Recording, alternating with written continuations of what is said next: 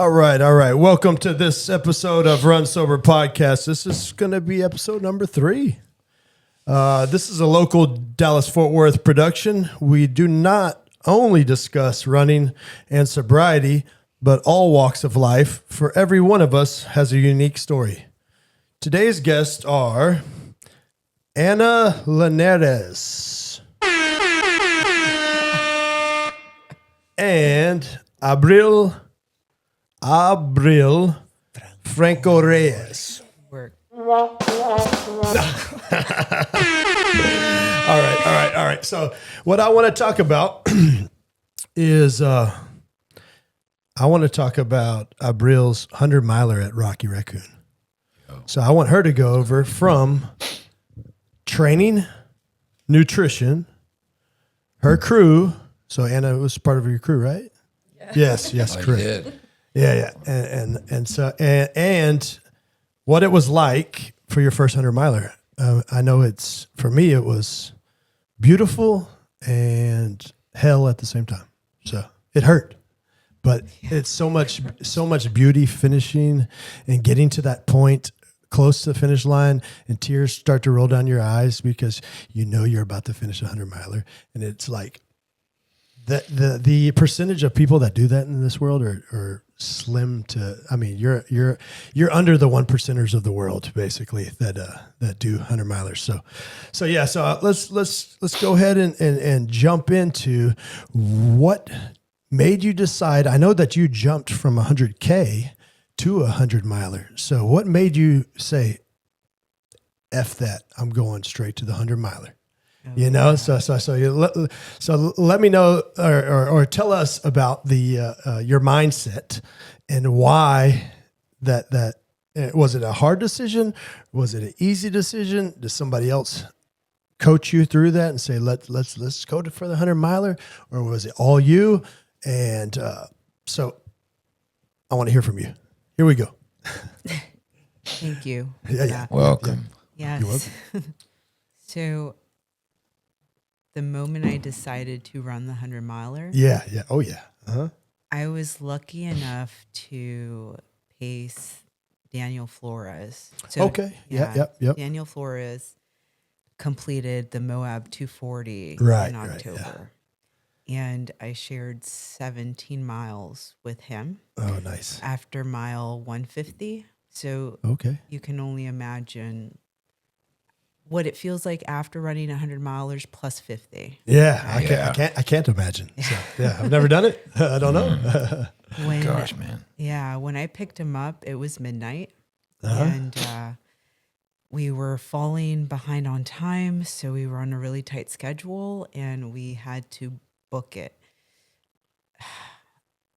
That's I crazy. can't explain where I have an idea of So at first you signed up for the 100K, right? yeah, but this is why I went to 100 miles. So there was a stretch. Again, we were going 17 miles together at midnight, and he's not running, right? Right, He's yeah. not in bad shape, but he's hurting. So Oh, yeah. we're power walking most of the way. Yeah. And he turns over to me and asks me if we can run. Now, again, I want to emphasize that he was already 150 miles in, fatigued, disoriented, has not slept, right, in days at this point. And he's asking me if he can run, if we Right. can run together. And I remember looking at him and just restating the question, like, you want to run? And he goes, yeah, I came here to run. Oh yeah, for sure. So every portion of that 17 miles that was runnable, we ran. And this was treacherous. It wasn't like a cutesy little trail here. Right. It Yeah. was a really difficult. Oh, it's really one of difficult that. terrain. So if nobody knows about the Moab, it's one of the most difficult in the United States. So yeah, definitely a difficult race, and I'm so like in awe that what he did and finished, because there's a lot of people that drop that race. You know, they'll drop out because it's too much and they'll get injured and, or they just don't have it, and, for him to push through, I don't know a lot of his background or history. I know he's a very strong, solid runner, and he's a very strong-minded human being also. So, but I don't know him that well. And I started following him at that time, actually, on social media when I think you were probably pacing him. And the Oak Cliff Run crew, I guess, was a lot of, I'm not sure what his crew is called, but I know. Se puede. Okay, there you go. So very beautiful group, and then I started reaching out to him, and after the race, and actually making conversation with him, which is good, and telling him that I'm very proud of him, and what it all took, and he let me know kind of what it took for him to finish that race. So that's amazing right there, and one heck of a journey right there. So continue on. You when you decided that 100-miler was going to be something that your dream or Well, after experiencing someone like that, I'm not going to lie. Like, there was a moment where I was like, oh, I feel like a punk. I just want to do 100K. He said, "Can we run?" Yeah. But I was so inspired. And after we finished, like I was stuck on that. I still think about it today. I thought about it on the 100-miler. Wow. Wherever that strength comes from, he was able to pull it out. And I just thought, I want to know what that feels like. Yeah. I want to experience that. I want to have to be put in the position where I need to push that hard to make it to the other side. So that was the event. After that, when we got back to the apartment and I rested and everything, I increased the mileage. That's to awesome. 100 miles. Yeah, that's amazing though. Wow. So that's when you jumped up to that, in my mind, I was like, oh wow, I was like, has she ever done 100K before? And have you? You didn't do 100K leading up to that, right? So that right there is an amazing. Of its own. That's amazing that you decided to do that, and without doing 100K and just jumping. Because I moved through the ranks of, 50K, 50-miler, 100K, 100-miler, in that way. So just jumping past 100K is like, whew, that's beautiful. I think it's beautiful, and it's very strong and strong will. And so I was watching. I even reached out to you and I said, hey, you want to do some training run? And we could never get our times lined up to do any training run, but I still was following your training. So, and I saw how in depth that you guys were training. Miles and Oscar also, I guess, was training with you on a few of those days, and seeing the miles you were putting in, I was very, very amazed, and I thought it was great because me coming into training for a 100-miler, you don't anything over. Just to let the audience know, basically anything over 32 miles, your body starts to burn your muscle more than fat or the nutrition you have. You'll start burning muscle tone. So it's not good to just continue to try to push over 32 miles over and over again, for training, So my suggestion, if someone is going to run a longer race, is do a 20-miler and then or maybe a 30-miler and then follow it up with a 20-miler the next day, So do one Saturday and then follow it up Sunday with a 20-miler. And that'd be a more healthy way of an approach to training for those. So, but I was watching your training, beautiful, beautiful numbers. And I was very ecstatic. I was like, man, you've put in the work. Now it's time to execute, So leading up to it, you get there. What did you think? This first time you've had like, you went to Moab, so you saw how everybody gets the tents all set up and get your little space, which you got to get there early, because if you don't get there early to Rocky Raccoon, you're not going to get space, So it was, it's a beautiful experience, and it's close to home for you, even though it was in Huntsville. But you had a lot of people around you that were there. And I'll tell you one thing. I did that 100-miler in Lakeland, Florida, and I say I went out there naked. Naked meaning I didn't have a pacer. I didn't have crew. I had nothing. My nutrition wasn't on point going out there. I was just going out there to do basically a bare naked 100 is what I think of it. And, which that event was perfect for that because it was so flat. And any listeners out there that want to try a 100 miler, that might be the first one I would tell somebody to do. It's easy. And I still had complications. I tried to fall asleep in a porta potty. So it was. So I did have complications on that one. I spent on mile 73. I spent it took me an hour and 20 minutes to do that mile. Because I was just sitting at an aid station and I just sat in the back at the sofa and I was just trying to get my myself back together, to continue and finish that up. I even tell the truth, I wanted a DNF too. So this is what I mean about the importance of having people there. Okay. And Anna was there for you, right? She was a big support of you. And so let me know what you think. You and Miles got there early and you guys kind of piggybacked off of our location. And I said, I got a spot for y'all, and I was like, here it is, it's perfect. You guys just, whenever anybody gets here with a tent or whatever, you guys pop the tent up right here and y'all can be right near us. So what did you think about all that? Was it, even, from going to get your meal the night before, sleeping, did you sleep? No. You didn't sleep good? No, not really. Right? Because you were thinking of that race the whole time, right? I didn't want to wake up late. Oh, there was yeah. a lot of like the logistics behind it. Mind you, it wasn't as complicated as Moab, but I was worried and Probably anxiety, jitters, all that. All the above. Oh yeah, that's the beauty of running ultras. I think there's so much to it. There's so much behind the scenes that people don't see. And then if you tell somebody, "Hey, I just ran 100 miles," they'll be like, "What? You're nuts." Basically, this is ridiculous. People don't do that. So I do feel lucky that I had so many people with me because it offers like a distraction. Yeah. And they're doing an incredible job of trying to keep you motivated, show you that you can rely on them. I feel very lucky. And again, that's the way that I chose the people to run with me was it was a recommendation from Daniel again. Oh yeah, nice. Yeah.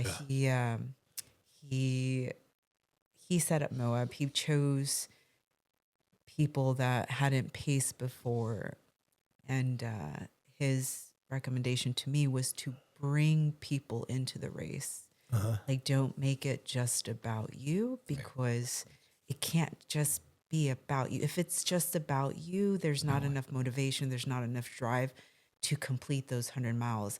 Right. And I will say this, I think it was 3 miles before the finish line, Anna tells me your friends are waiting for you at the finish line. Wow. And that I couldn't go very fast, Anna. But you hit top speed of what was left then. Yeah, but it did give me the extra push. Yeah. Because I did realize like, oh wow, there are people waiting for me at the end of this. Oh yeah. I was there waiting for you. So And I was there, but then I ended up leaving right before. So but I was you there missed for a the while. ultra I hug. know. Did you see that? I saw it. I saw it on social media, and I was like, man, I wish I was there. And then now I feel like FOMO, fear of missing out. I should have left. It's kind of, but yeah, it was beautiful, man. And did any tears go down? What? You That's were all crying. I almost started crying right now, bro. I'm saying before when she told you that the people were waiting there, you started crying during the race. I mean, there were definitely, I think with her and Liam is probably when I got the most emotional, but it's because my relationship with them is so different, right? Like we've been really vulnerable. We've shared so many miles, Anna and I. Yeah.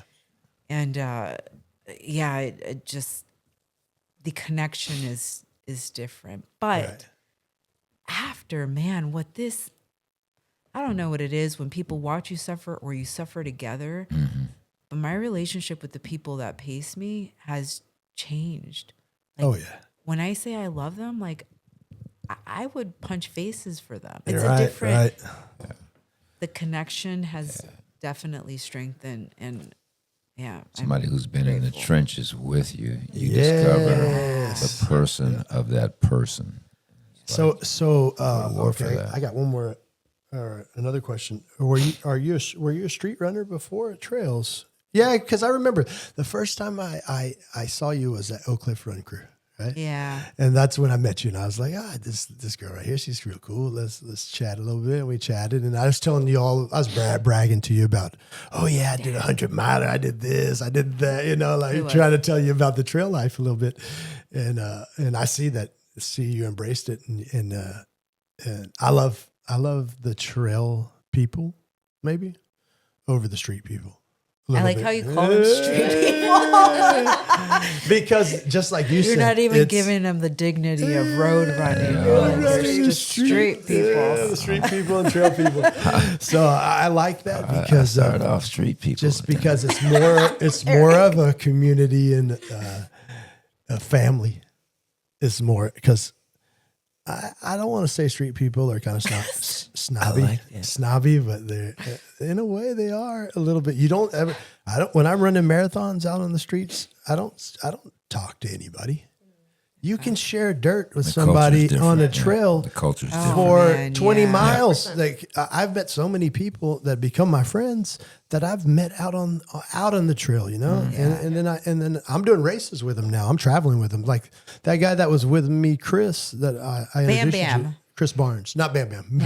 Bam know is Bam Bam. Bam. I didn't Bam run. I Bam didn't was run with Bam. Bam is amazing. First man. dudes I met out there. Bam is amazing, man. So, but Chris, the dentist, Yes, Chris. So Huge. I met him at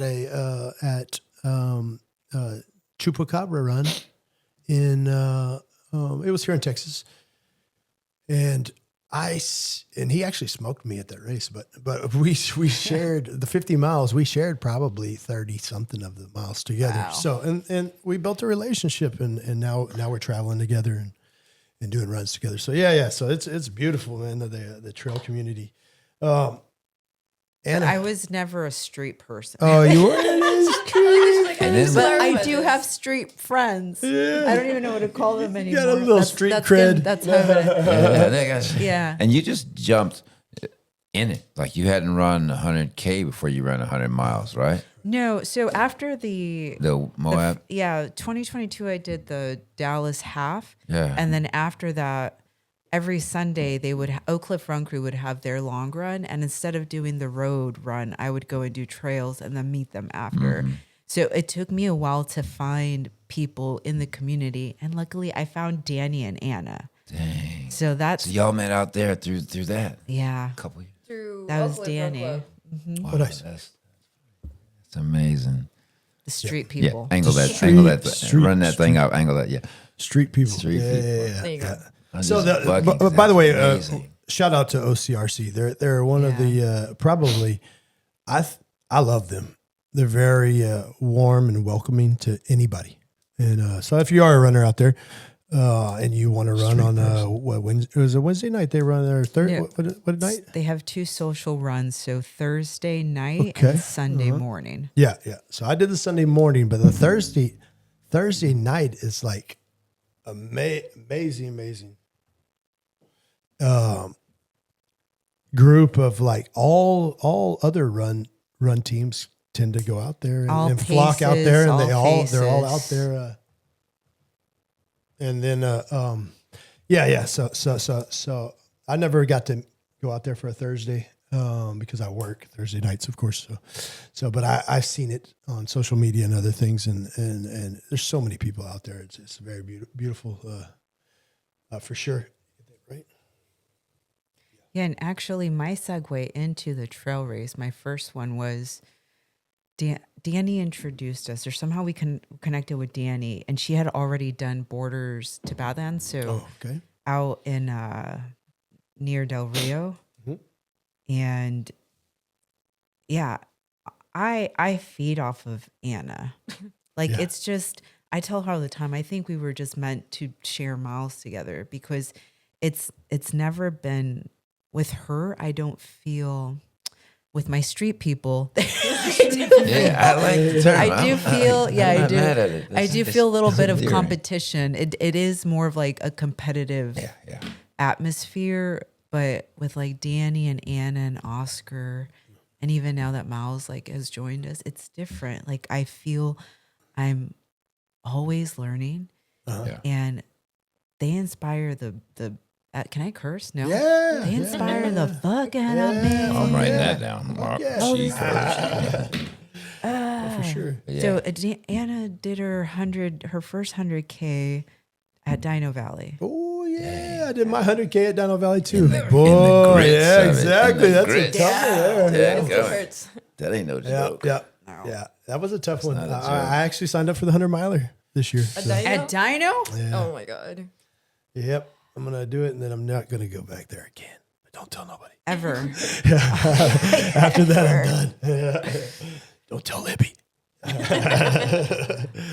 But yeah. So And that for people not recognizing what this is, I mean, Dino shoot, Valley what you've Trail done, Race?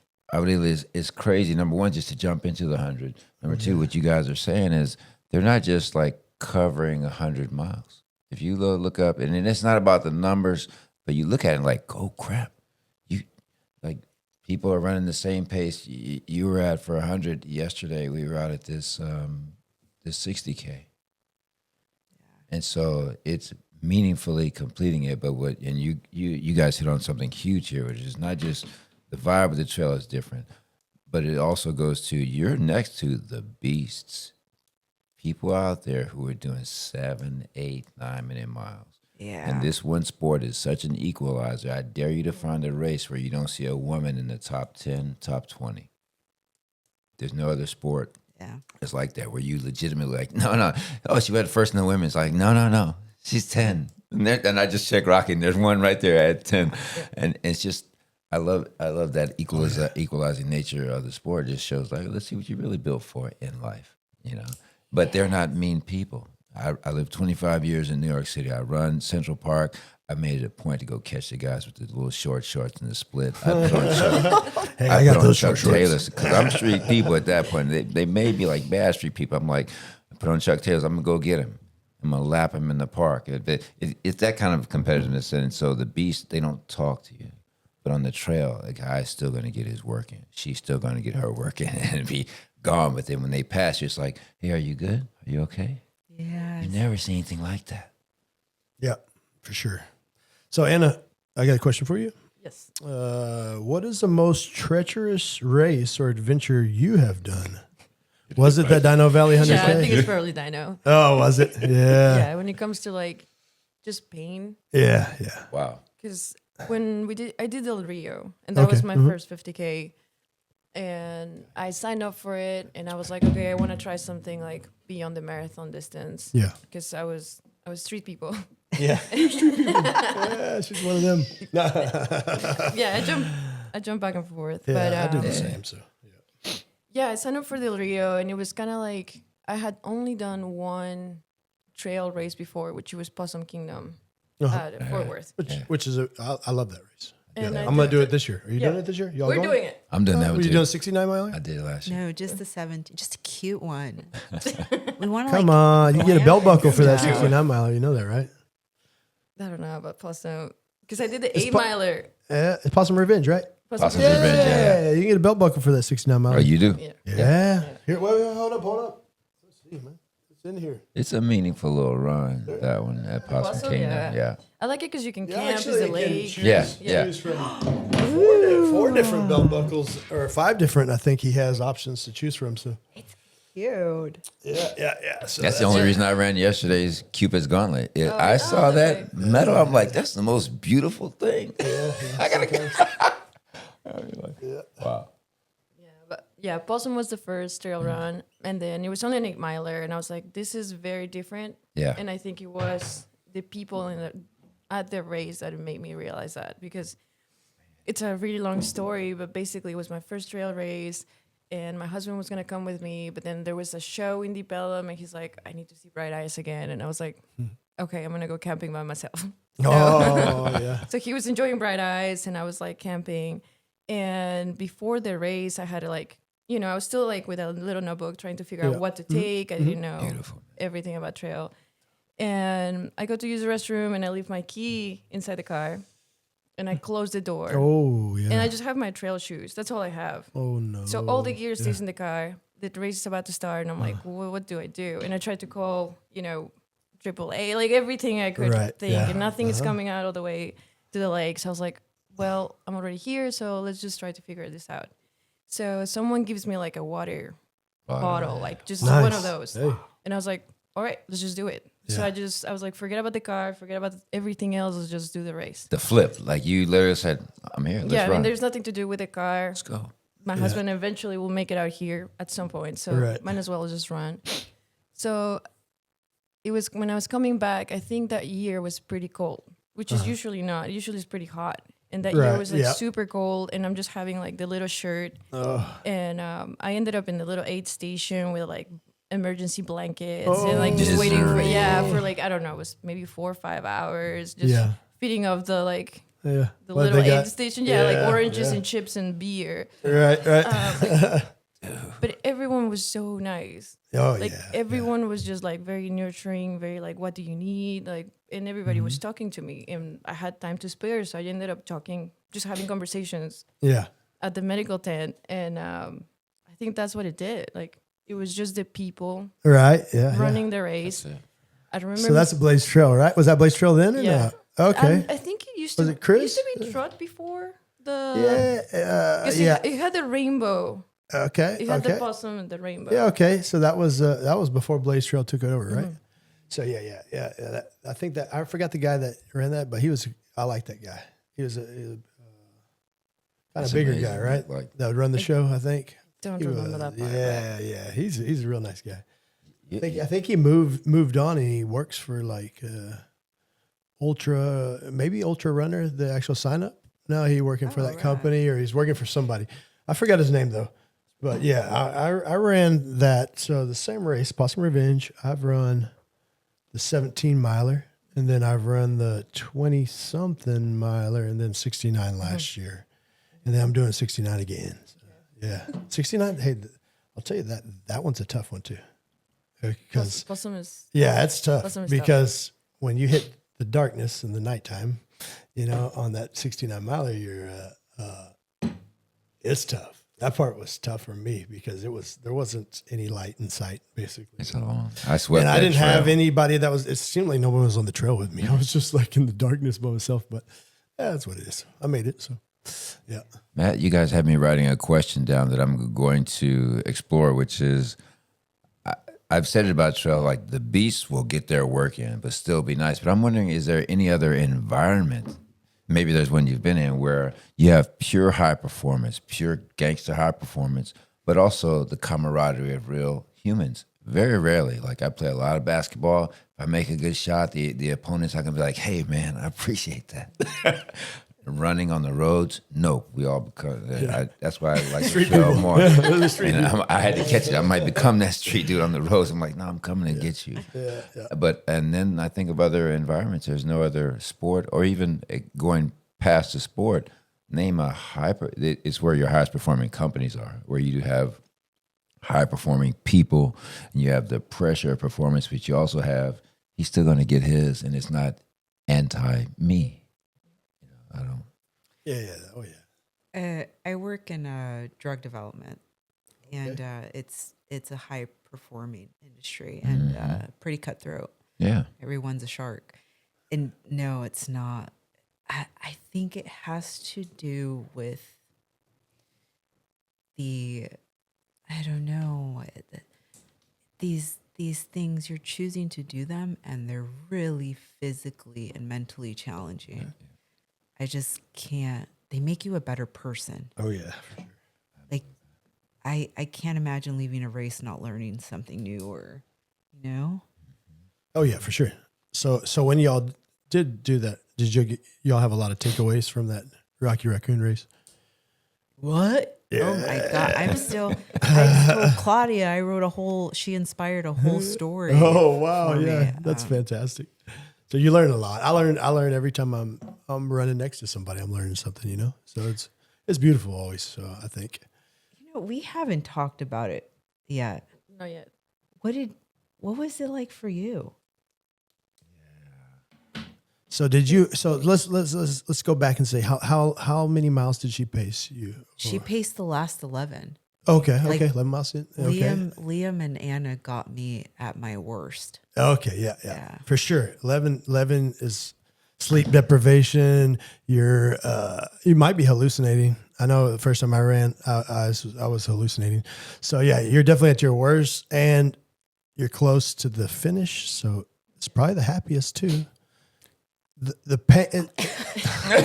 I saw the happiness like, nah. It's a happy pain. Different kind of happiness. Yeah. Well, she mentioned, I wish I could remember how you defined the pain cave, because we were talking about it and I was like, I don't think that exists. And then we went into a whole conversation. Wow. But I do. I'm curious because we haven't talked about it. No, we haven't really digest everything Processed and talk to each other. This is what was happening on this side. Because I mean, as a crew, you still have your own race going on.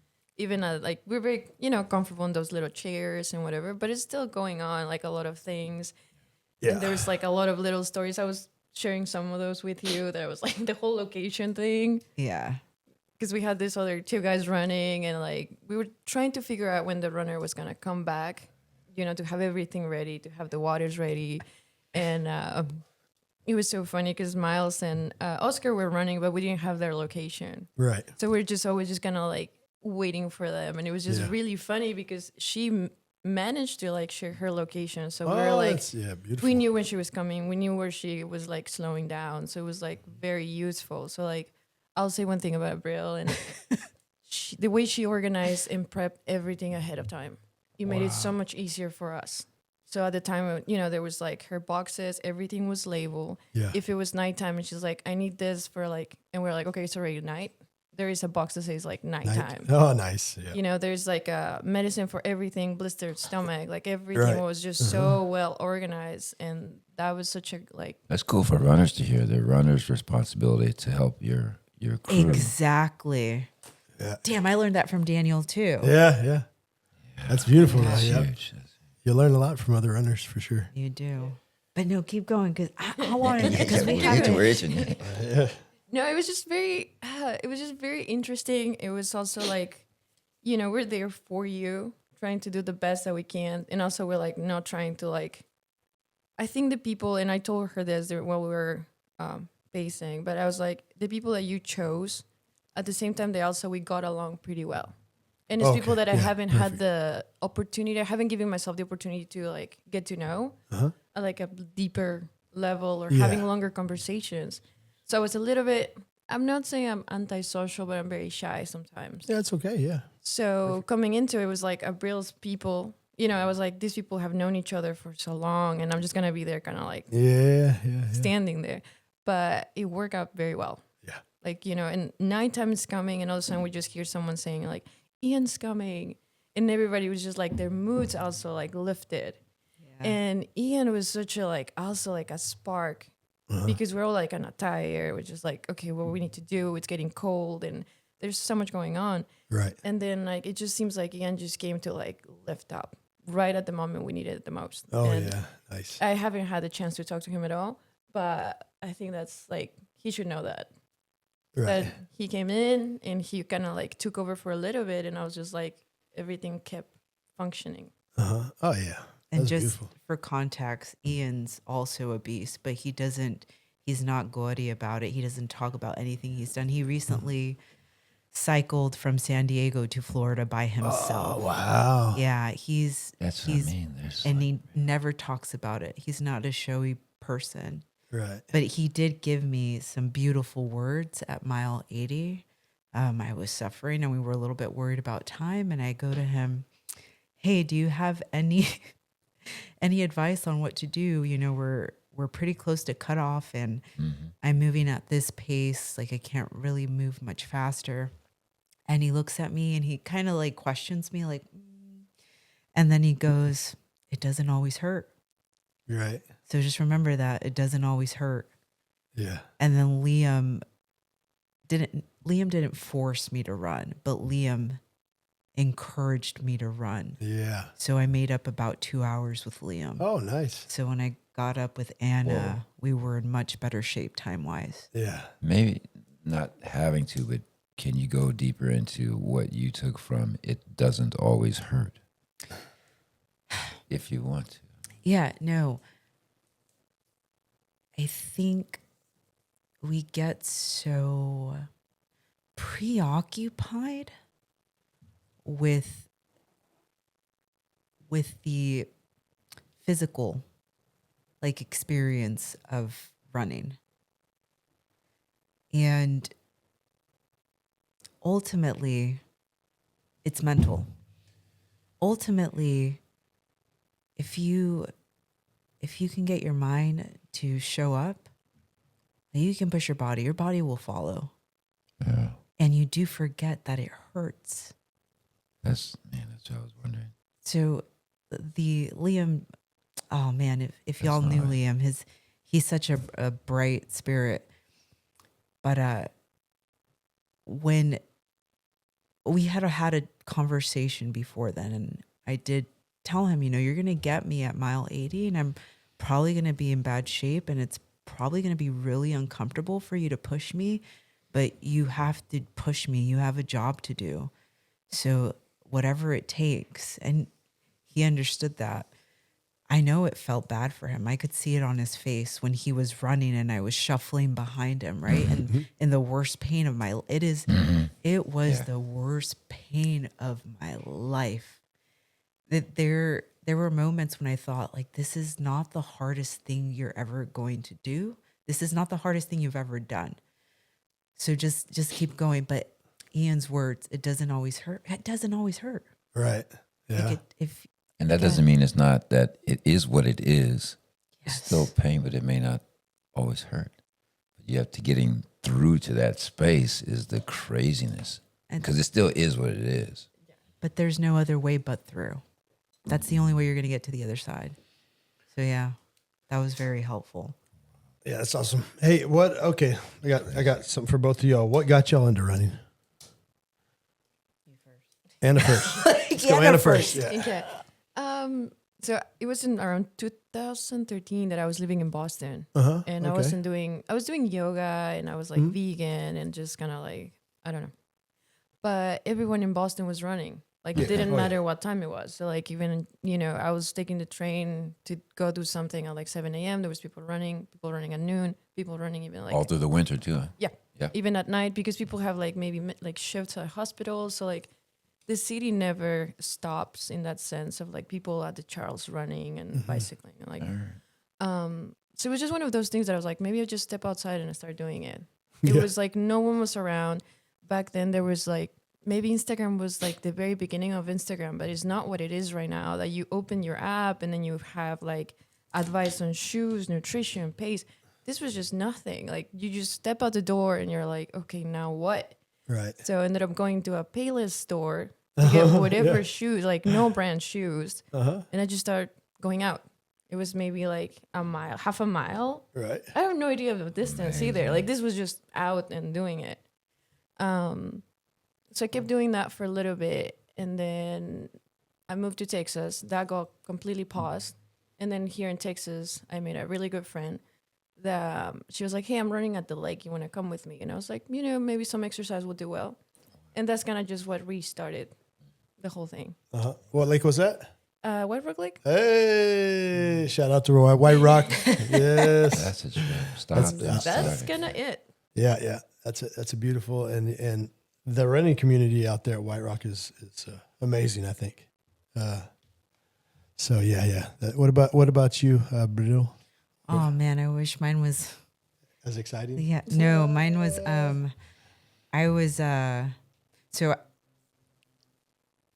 I came from a strength and lifting background. I'd competed in powerlifting and strongman years before, and I don't know. Those sports they're similar in that they're very challenging. Yeah. Right? It's like mentally they're very challenging.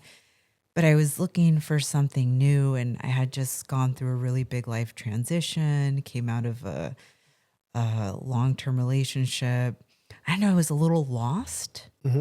And Ian Schaff recommended going to a Cliff Run Crew back when we were only like 10 people. Oh, wow. And I joined them for a couple times, and I remember I couldn't even run a mile. This was just like, this was maybe a little bit over 3 years ago. And now you've done 100. Exactly. Isn't that crazy? Exactly. 3 years to get to 100 miles is crazy. So when people Took me 7. I mean, sheesh. when people say to me, oh, I could never do that, I'm like, never say never. Right. I like your willpower and how strong you are. That's awesome. And not just 3 years, but not races. Not like, I did these 8 50Ks before. It's been going from here to there. I will say this, it's really hard for me to train for something if I'm not internally motivated. Like if there isn't a real big why, it's really hard for me to be motivated to train for a race. I wish it was different because, man, I see them go and have so much fun doing stuff and I feel so much FOMO, but like I can't go through a strenuous training cycle if there isn't like bigger stakes. Yeah, that makes sense. Yo, Brendan, we were talking the other day, and I said, well, street people, I'm going to use it now because I got my street people credibility. I did the Boston qualifying at 33 and at 56. So I'm talking about you street people because I'm one of you, but I love the dirt. And so I like on street people train to race. Trail people race to train. That 39 miles I did yesterday is because I can't just go bust off and do 30. I'm knocking on people's doors like, ma'am, do you have a banana? Like, do you have but you race to train because that you can get those miles in and prepare for your next one. And the gaps are reasonable. Grasslands comes up in a little bit. So you just reminded me of that. Like the training is difficult for this thing. Race to train. Damn, I like that. Yeah, very nice. You have either one of you battled an addiction? Oh, several. What? Oh, okay. I'm like, I don't know. I guess it's not an addiction, but to me, it is an addiction. It's not in the traditional sense, but I was an overweight child. Okay, yeah, for sure. Yeah. I definitely struggled with food addiction. And it's different in that I know you're very open about your struggles. Oh, yeah. Drug addiction, yeah, for sure. Yeah. But it's not in the same way. It's different in that, with someone who's an alcoholic or a meth addict, you can go cold turkey and completely like remove that from your life. But with food, you can't. You need it It's to everywhere. survive. Oh, yeah. To survive, yeah, you're absolutely right. And what's really interesting about this space, especially the running space, is I've encountered so many of my peers who are also struggling with similar issues. I'm not sure what it is about running that draws our type of people in. Oh, yeah. But so food addiction, definitely. So when you I'm gonna touch on this a little bit. When you would eat or overeat, were you using that for a coping skill of like, hey, I'm depressed, so I'm going to eat, or I have anxiety, so I'm going to eat. So you would turn to eating, just like, so when you said that there's so many runners out there, well, that's now our coping skill, that's how we cope with whatever, whether it's a loss of a family member, depression, anxiety, all kinds of stuff, eating disorder or whatever you're talking there. So many people in the running community are addicts, but that's how we cope with our internal issues instead of using dope. I'm now going to go run, So yeah, definitely. That's what I meant. What about, Anna, have you ever dealt with any kind of addiction? No, that I know of. Yeah, you're addicted to running. You didn't know that? Yeah. How much do you spend on running from Payless to now, how much? So you said running shoes at Payless was the get-go and the start. Oh, nice. So what are you doing The now? vinyl joints. How much are you spending on your addiction? Because I'm going to tell you right now, Da-da-da-da. I buy every running hat. I've buy the $300 shoes. I've done all kinds of just unnecessary stuff. And those $300 shoes are now only lasting us 3 months. So it's like, good Lord, right? I'm like, this is, so the whole running lifestyle has increased so much that it's almost getting out of control, I think. Oh yeah, come on, Anna, tell him. Yeah. She told me she dropped like a mic a couple months ago. We were talking about because just based off of personal things that we share with each other, but the struggle with that, right? Because as you were saying, running becomes a positive replacement for past, right? Mm-hmm. But it's the additional things that you're dealing with, like the cost of living, the lifestyle associated with running. And I'm air quoting because it is like a lifestyle. But you said something that, man, I took it to heart and I think about it all the time. Anytime I'm recommending anything or like giving advice, anytime that we're posting, stuff with brands, we have become like free marketing. Oh yeah. And just to emphasize, resist that we are women, we are POC, right? So we are brown women. It does become like free access to the culture. Right. So it's something that we have to second guess. And when you're trying to align with brands or anybody, right? You just became an ambassador for Tejas Trails. Like the values have to be right. The mission has to be right. But there is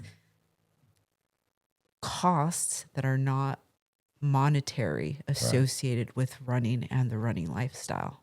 And the free that you mentioned, it's a much more expensive free to give up because without any bias towards black, brown, whatever, you cannot say that you're not a driver of global culture. Open the magazines. What do you see? That soul is something that's valued as an asset.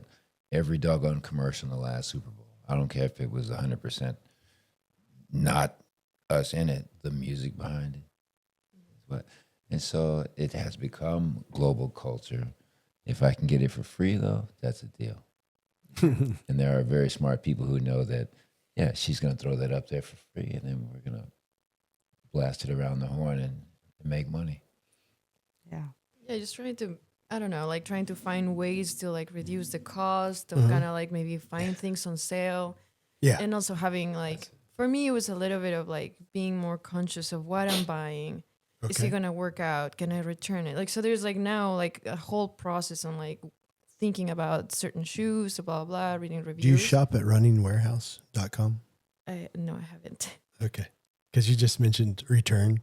So you can actually, oh man, it's killer. You can get shoes sent to your house, wear them up to 90 days, and then return them. So if you don't, for some reason, because in 90 days, podcast? No, it's not a sponsor. My home training won't let me take them shoes back after 90 days. I couldn't do it. No shoe store will let you take anything back after that, but I'm saying they will. Okay. So that's, and if it doesn't work out for you, they're willing to take it back 100%. Especially with like our gear that you have to wear it like for so long until you understand if it works. And that's another like beautiful thing about trail running. It's just the craft behind, to me, is very interesting. Like I know it's just probably a vest, but it's a vest that you're going to train on for like X amount of hours. So you're going to wear it on a race that's going to last over 15 hours. So I don't know, everything is being very calculated to a point of like TMI, but even like our underwear is like calculated for like race date. And it's just, it goes from every little detail, from like trimming your like toenail, like everything you're going to do all the way to your hair, it's planned. It is like rehearsed. Right. Yep. Yeah, we just talked about that about an hour ago. Like the gear thing, it's personal. Like you have to figure out what works for you. And I'm still, I'm going to call it halfway new. I sat out all of last year, but I ran like 8 of them the year before. Brand new to it. Street people in the woods. Street I'm like, people. yo, this is my deal. These are my freaking people. Because they still get it in. But because I had written it off immediately. And we have frank conversation. I said, look, this is just some white people's suburban little sport. They're going to get on these bikes and whatnot with $12,000 worth of gear doing nothing. Right. But then you get out here and discover, number one, everything, all of your preconceptions my preconceptions, they just got obliterated with the vibe and with the random people who came up. But as far as the gear goes, so I don't go too far, I'm still in earn my next pair mode. Like I'm gonna wreck these and then so I can figure out what they really do and then go to the next, whatever. Oh yeah. So we're gonna jump off of running and addiction. I'm gonna ask you all a few questions. Okay? So these are more thinking questions. Okay, so here we go. Okay, this is for Abril. Okay, what happens to us after death? Oh, Brent, I've been mushrooms. Yeah. So what's your opinion on that? And what do you think? I mean, everybody has their own thoughts. Nobody has the right answer. So what do you think? Oh, I think my answer is so complicated. Oh yeah. I like to hear it though. Yeah. No. Well, you've shared that space, so you know what that space shows you, and I don't even believe in death. Yeah. Yeah. Oh yeah. Well, there you go. I I like that. I like that for an answer. That's beautiful. Yeah. I don't. I know we are. Well, I don't want to say I know because nothing is for certain. Right. And I do come from a science background, so I do question. I've been trained to question everything, even my own Existence. Yes. Yeah. My own existence. Are we in My an own- ant These farm? atoms People say I'm we're in looking at more empty space an alien now ant than I am. farm. Yes. But that even right there, what you said, right? Try to explain to people. Yeah. Even my view on life. Some of it is inspired by Buddhism and other philosophies. I'm a big follower of Terence McKenna. Oh yeah, Terrence McKenna. Oh, he's a mushroom man, isn't he? Yeah. The psychedelics. Yeah. But he had some very beautiful ideas, and the I am you and you are me, right? The universal shared consciousness. Yeah. All the Jungian psychology behind that. So I don't really believe in death. When we talked about the pain cave, I am still resistant to the idea of the pain cave because I feel it's something we made up and we just accepted that it exists. Right. Somebody said it, we all accepted it, we're all buying into it. Yeah. So it exists. And we do that. I waited on it yesterday and it did not come. See what I mean? The words, and it's funny you say that. The words came into my head. I'm like, okay, pain cave loading. Those 3 words. Yeah. And then I got to the point where it didn't load, and then the next body showed up because my goal was different. Yeah. The fear is useful. People say, don't fear. No, the fear is useful because it kept me on pace, discipline. Fear is useful. I always say courage and fear ride in the same car. It's just who you let take the wheel makes a difference. Ooh, I Fear love is that. like, we're going to crash, bro. We're going to crash. I'm like, okay, it's okay, fear. I got this. But if you don't have that fool there saying we're going to crash, you might just get ahead of yourself. You lose your discipline. Right. Oh, I So love yes, that. that pain cave thing is crazy you say that. I don't know. I mean, I've been to the full on, I want to quit. And both of you describe moments that are like, I felt it when you said it. Okay, I got another question, Anna. Okay, this one isn't as difficult. This is an easy one. What goals do you have for 2025? Ooh, yeah. The first goal was not to get injured. There you That's go. out of the Amen way. to that. Yeah. That's out. Oh, yeah. that's right. I know. I'm saying that when I just saw you I'm walk up. I'm like, suffering right now. oh man. Okay. Goals was just all of a sudden it was like when I completed dyno, there was some part of me that I was like, everything is possible because this was possible. Yeah. And I immediately signed up for a race that's going to take place in Mexico. And whenever I looked at the elevation gain and the altitude, I was like, I can do this. I can take on this like challenge because instead of going flat straight, I'm going to go like up. So I was like, if I just continue building from the training that I had, I was like, okay, I can just take on this new adventure. I think I completely underestimated the training for that elevation gain.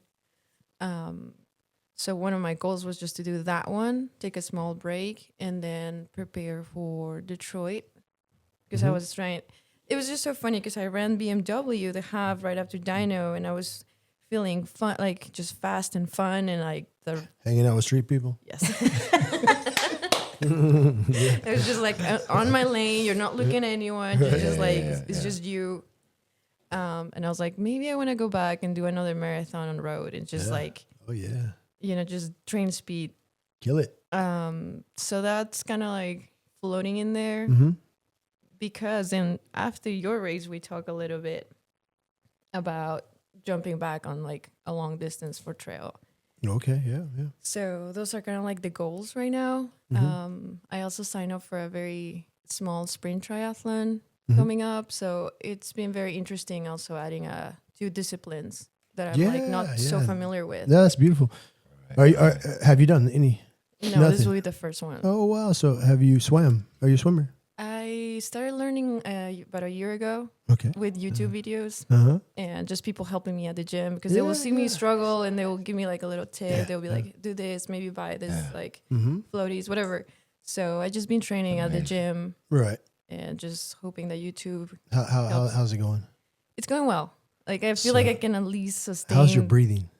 It's better now. I can breathe on both sides. Nice. So bilateral. Like, that's good. I bet that swim technique is incredible. Yeah, I don't like. I can swim, but when you say people show you little things, I know a lady. She's a dolphin, and has it been where they told you just change this and that, and then you notice, holy cow. Yeah, honestly, it's been a lot of. I know this is completely different from running, but it's very similar when you start running, and it's the brand new thing, right? Right. You don't care about pace. You don't care. All the numbers are out the window. You're just learning how to move your body a certain way, how to like function in this new element. And every time I hop in the pool, it's kind of like, it feels like there's always progress. So there hasn't been a time where I'm like, I'm plateauing or I'm like frustrated with swimming. Right. Because it's so new and I feel so stupid. So I kind of miss that. I miss feeling like very ignorant about something. Same thing with the bike. It's like, I don't know anything about the bike. I don't know anything. I could be going really fast or very slow, but it doesn't matter. Right. So I think I needed a little bit of that. Yeah, that's good. Yep. Just that little refresher. Yeah. So where do you swim? Just at any LA Fitness. Hey, you say LA Fitness. That's where I swim. So if you ever want to swim, I'm game. Yeah, I'll go to any LA Fitness. I actually swam Friday. And I'm training for the half Ironman in Monterrey, March 1st, which is coming up. So that's 2 weeks away. Yeah. This dude don't stop. Yeah. I don't like to stop. But I should though, but I don't like to. What happens if you stop? Stop. I don't know. I've never done it before. We'll see. Yeah. About 3 months ago, I ran 14 miles with him. His mile 0 started in pure calf splitting pain. He comes off at sort of like mile 9, like, yeah, I think I'm going to have. I'm like, hey, man, you need to go to a hospital type room right now. Like, we'll finish this 5. And I'm thinking, okay, man, I can carry you back if I have to, but he ain't going to stop. So I got a card here. Okay. Who wants to read it? You do? Yeah. Okay. Why? I don't know why I want to. It's powerful. So yeah. I always pick it. I don't always. This is the first time I've done this. So I pick one card out of the deck, which I did, and now you're going to read it. Yeah. Yeah. Okay. That's simple instructions. At the heart of new consciousness lies the transcendence of thought, the newfound ability of rising above thought, of realizing a dimension within yourself that is infinitely more vast than thought. You then no longer derive your identity, your sense of who you are, from the incessant stream of thinking that in the old consciousness you take to be yourself. That's super mushroom talk. There you go. Next time we should do an episode of all of us on shrooms. Have you ever taken shrooms? No, sir. No, Eric doesn't take shrooms. But, well, I'm good, though. I don't I'm have game any for it. judgment for Eric people. can I don't be the have any. facilitator of the. I don't know. People talk about taking them recreationally.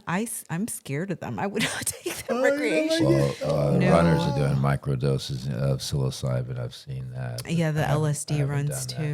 too. Yeah, well, I'm a big fan of psychedelics, so I feel that there's more out there than what we see on the daily. Okay, I got one last question for everybody, or not everybody, just y'all two. Okay. I love movies. Okay, so what's your favorite movie? Of all time? Sure, yeah. My favorite movie is The Lost Boys. So just to throw it out there, and I just got this The ones tattoo from Queens. Oh my god. of David yesterday from The Lost Boys. Yeah, so it's a fresh tattoo. One for the money, two for the. So yeah, of all You time. know your favorite of all time? I have to say it's the Lord of the Rings, Yeah, That's which just one? like- the Two Towers. But the trilogy is like, Nice. I was a fan since I was a little kid. Yeah, So it's just more of like sentimental. But that's awesome. definitely. Yeah, you growing up with it. That's beautiful. Yeah, yeah. Damn, I'm gonna date And I love myself. that movie. That movie's great. Let's go back, way back. Yeah, All right, so I'm a big horror fan. there you go. And at the time this movie came out, I was young and I thought it was horror. But I love it. I love it. I love it. I love it. The Labyrinth, David Bowie. Oh yeah, beautiful. Yeah, I can watch that Right. over and over again. yeah. I enjoy that one. Yeah, yeah. That's perfect, man. Well, haven't you guys seen it. have Writing it down. anything to plug? You want to plug your social media, or you want to plug where the audience can maybe follow you or get a hold of you in any way? Do you guys have any charities? Do you have anything? You know, I do want to plug we already plugged Oak Cliff Run Crew. Yeah, yeah. Beautiful group. Yeah, by the way. I also want to plug the Si Se Puede 1.0. I can They see are that on your doing- IG. They are doing beautiful things for the community. See, say, but they 1.0. So definitely follow. Mm-hmm. And of course, my Instagram. I don't have much on there. I'm working on it. Yeah, it's okay. But Building. I'm just at my name, Abril Franco Reyes. Uh-huh. And Anna. No, it's just me. It's just Linares Galeote. Which is, Just me. What about Tejas Trails? Oh, she's Blaze Trails. Oh, damn. I just gave them a free shout Oh, out. that name Blaze is fly, Trails. though. Is that you? yeah, that's me. Yeah. So she's Blaze Say it again Trail for the and folks to hear it again. Like, ambassador. Yeah. Your name. Oh, yeah. it will be at Linares Galeote. Oh, yeah, nice. And you're Blaze Trail ambassador. Carrying. Yeah. Yeah, just the first year. Nice. Beautiful. You know, I love Anne. Her name's Ann too, right? Ann and Chris, right? Yeah. Chris and Ann. Is it Anna or Ann? It's Ann. Yeah. But yeah, I love them. So I volunteered at the one in Tyler that just happened. Running the Rose. You're running the Rose. Yeah, I did that. The last 2 years I volunteered. Oh, you did that. Yeah, I just did that one. I did, but I the must have tiny missed you one. there. The tiny one. There you go. The 11 miler. Yeah. That's beautiful though. And it Yeah. was that what you said. It was part of the training Yeah. for the Mexico race. I was like, I need Tyler, I need the elevation, and I need to Yeah. go as fast as I Tyler's can. a good. So you remember you said Bam Bam. Well, that's where he's from. Bam is Herman Garcia's his name, but it goes by Bam, and that's where he's from, Tyler, and that's his home. Oh, That's his home. That's why he's trail. always in those woods. I'm like, oh, he's got a luxury setup, but he lives in those woods. I gotta shout him out. He's in my Yes. story too. Oh yeah, he's Bam amazing. Bam, what he said to me Bam Bam. before, when I met him and you shared with him, oh, she's running her first 100 miler. He takes my hand, he cups my hand, he goes, I hope you find what you're looking for out there. Oh, that's powerful, man. I thought about him 3 times when I was running. Hey, That's who he is. He's I beautiful, met him man. in the woods the same doggone way. We were running, thinking we were just running, and all of a sudden I said, "Oh, some deer over there." It was Bam Bam. just then he circles around and comes back. This is during Coyote Trail Race. Yeah, and if nobody follows, He's prepping for if whatever. you don't follow Bam, you should follow him on Instagram also, because he'll show you a lot of mobility exercises too for trail runners. So it's more than just him showing off like a lot of us on It's not Instagram. him. Yeah. Like me on Instagram, I like to show off, do push-ups, half naked, and other things. But but him, on the other hand, he'll show you some great mobility exercises that will help you as a trail runner. Yeah, he always gives you stuff. And build your abductors and your glutes and other areas that usually don't get a lot of work. So in your heart and mind. That definitely. So awesome show. I appreciate y'all as our guests today. Thank you very much. Thank you for having it's us beautiful. Y'all are beautiful people. And all right, I think we're going to thank close y'all this so episode. much, Yep. everything. Thank you.